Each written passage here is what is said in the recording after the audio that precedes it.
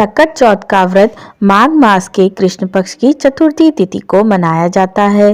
तिलकुट चौथ का व्रत भगवान लंबोदर यानी कि गणेश जी को समर्पित है, जिसका अर्थ है दुखों को हरने वाला।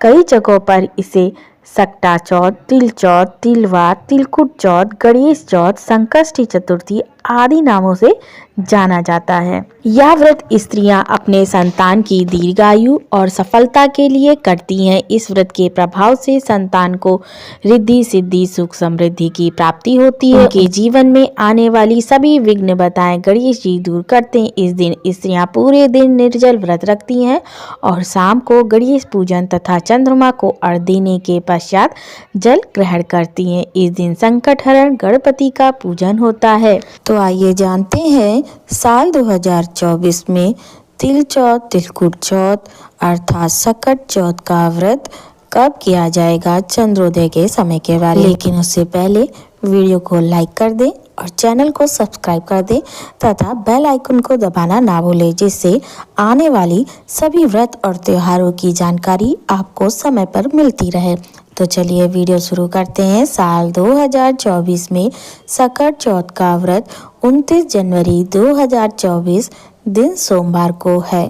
चतुर्थी तिथि का प्रारंभ 29 जनवरी 2024 को सुबह 6:10 पर प्रारंभ हो रहा है और चतुर्थी तिथि की समाप्ति 30 जनवरी 2024 को सुबह 8:54 पर हो रही है। सकट चौथ के दिन चंद्रोदय का समय रहेगा रात्रि 9:32 पर। इस दिन व्रती महिलाएं सुबह स्नान के पश्चात निर्जल व्रत रखती हैं। चंद्र दर्शन के बाद उपवास को तोड़ सकते हैं। कई स्थानों पर महिलाएं इस दिन कुछ भी नहीं खाती। वहीं कुछ स्थानों पर महिलाएं व्रत तोड़ने के बाद खिचड़ी, मूंगफली और फलाहार करती हैं। इस दिन शकरकंद और तिल खाने का सबसे अधिक महत्व होता है। भगवान गणेश की पूजा सकट चौथ को की जाती है। पुत्रवती स्त्रियां पुत्र की सुख समृद्धि के लिए व्रत रखती हैं। इस दिन निर्जल व्रत किया जाता है।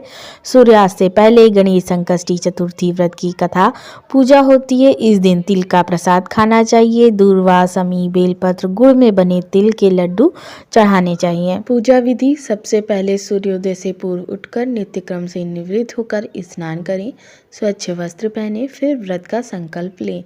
इसके बाद गणेश जी की पूजा कर भगवान को भोग लगाकर कथा सुने।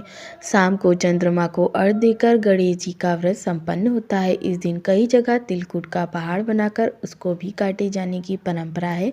इस दिन गणेश जी के संकट मोचन का पाठ किया जाना चाहिए। रात के समय भगवान गणेश के साथ चंद्रदेव की पूजा की जाती है। रात में चंद्रमा को अर्घ्य देने के साथ भी पूजा करें। हवन कुंड की परिक्रमा करके महिलाएं चंद्र दर्शन करती हैं और अपने बच्चों के लिए आशीर्वाद मांगती हैं। तिलकुट या तिलवा व्रत कथा। सतयुग में महाराज हरिश्चंद्र के नगर में एक कुम्हार रहता था। एक बार उसने बर्तन बनाकर आवा लगाया, पर आवा पका ही नहीं, बर्तन कच्चे रह गए। बार बार नुकसान होते देख उसने एक तांत्रिक से पूछा तो उसने कहा कि बच्चे की बलि से ही तुम्हारा काम बनेगा। तब उसने तपस्वी ऋषि शर्मा की मृत्यु से बेसहारा हुए उनके पुत्र को पकड़कर सकट चौथ के दिन आवा में डाल दिया। लेकिन बालक की विधवा माता ने उस दिन गणेश जी की पूजा की थी। तलाशने पर जब पुत्र नहीं मिला तो गणेश जी से प्रार्थना की। सवेरे कुम्हार ने देखा कि आवा पक गया, लेकिन बच्चा जीवित और सुरक्षित था। डरकर उसने राजा के सामने अपना पाप स्वीकार कर लिया। राजा ने बुढ़िया से इस चमत्कार का रहस्य पूछा तो उसने गणेश पूजा के बारे में बताया। राजा ने सकट चौथ की महिमा स्वीकार की तथा पूरे नगर में गणेश पूजा करने का आदेश दिया। प्रत्येक मास के कृष्ण पक्ष की चतुर्थी को संकट हारनी माना जाता है। जय श्री गणेश।